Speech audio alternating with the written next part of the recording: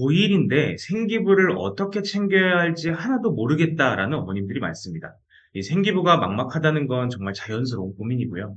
이 고1이면 누구나 생기부를 어떻게 채워야 될지 혼란스럽죠. 특히 지금 고1 학생들은 고교학점제와 5등급제라는 완전히 새로운 시스템 속에서 입시를 준비해야 하기 때문에 더욱 그럴 겁니다. 많은 학생들이 생기부를 많이 채우는 것이라고 생각을 하는데 사실 그게 전부는 아닙니다.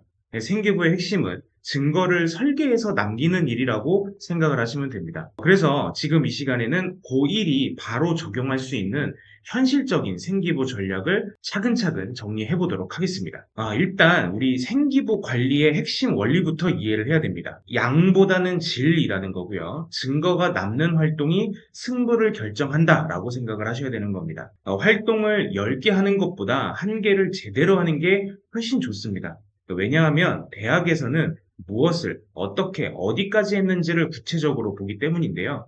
예를 들어서 사회 시간에 통계 관련 과제를 했다라고 한다면 그 주제를 창체 활동에서도 확장을 하고 동아리에서도 심화시켜서 여러 영역에서 연결되는 모습을 보여주는 거죠. 이렇게 하나의 주제가 깊어지고 넓어지는 과정이 생기부에 기록되면 그게 이제 강력한 무기가 됩니다. 그래서 이 연결되고 확장되고 심화되는 이 과정이 있어야 된다라는 거죠.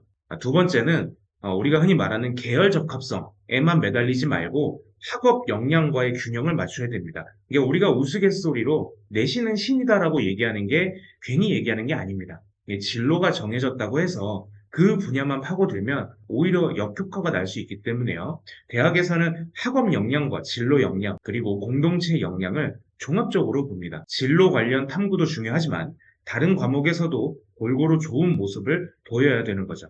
그러니까 특히 서브 전공까지 고려해서 진로 탐구의 폭을 넓혀두면요. 나중에 원서를 쓸 때 선택의 여지가 많아지는 겁니다. 자, 그러면 고교학점제 시대를 맞이해서 이 현실적인 과목 선택은 어떻게 우리가 전략을 짜면 좋을까?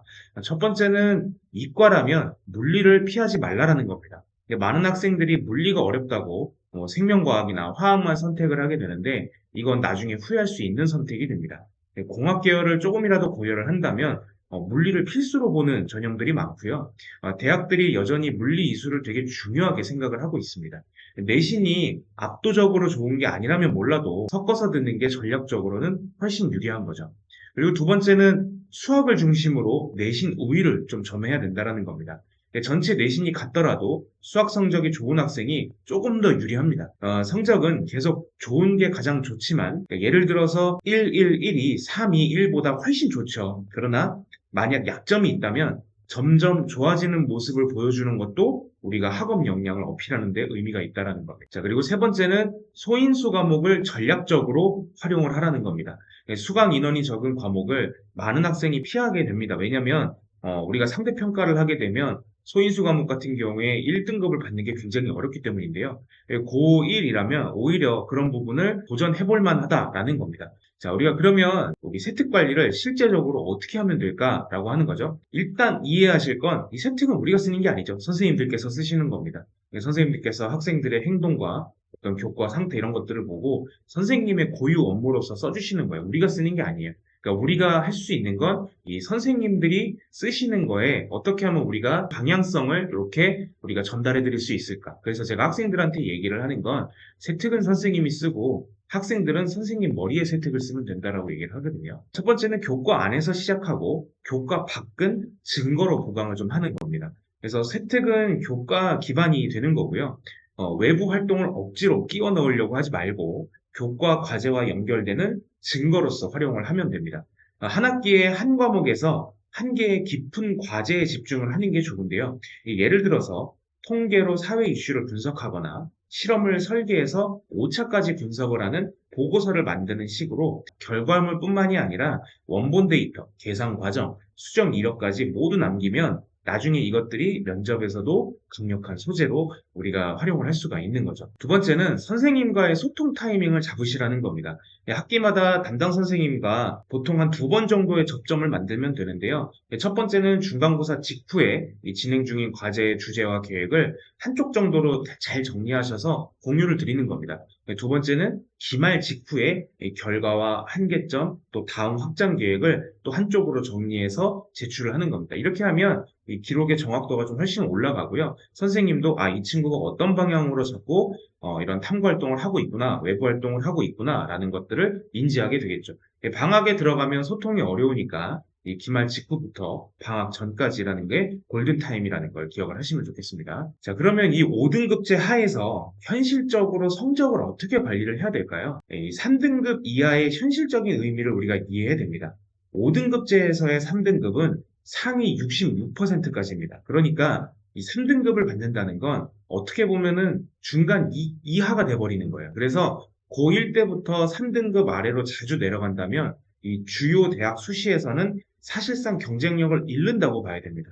그러니까 이게 현실적인 기준이 되는 거고요. 이 고1 때는 2등급 이내를 목표로 잡는 것이 현실적으로 수시 전략이라고 잡으시고 2등급 이내로 들어갈 수 있도록 우리가 플랜을 짜고 또 2등급 바깥에 있다 그러면 어떻게 2등급 안쪽으로 계속 진입할 수 있는지를 계속 우리가 찾아서 노력을 해야 된다는 점입니다. 자, 그러면 우리가 어떻게 이제 바로 실행을 좀 옮겨볼 수 있는 이제 한 달 6주 정도 되는 플랜을 좀 기획을 해봤는데요. 자, 제가 댓글에다가 바로 시작할 수 있는 6주 플랜을 적어 놓을 테니까 참고를 하시면 되고요. 부모님들께 마지막으로 현실적인 조언을 좀 드리면요. 이 부모님들께서 활동 개수보다는 근거가 남는 활동 한두 개를 꾸준히 하도록 도와주시는 게 좋습니다.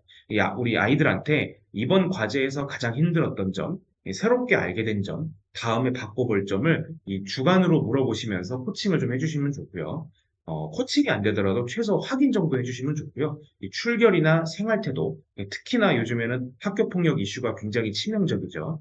그런 것들을 미리 선제적으로 관리를 하시는 것이 중요합니다. 생기부라는 건 결국 내가 이런 사람이에요 라는 걸 보여주는 게 아니라 내가 이런 일을 해낼 수 있어요를 증명하는 도구라고 관점을 좀 전환을 하시고요.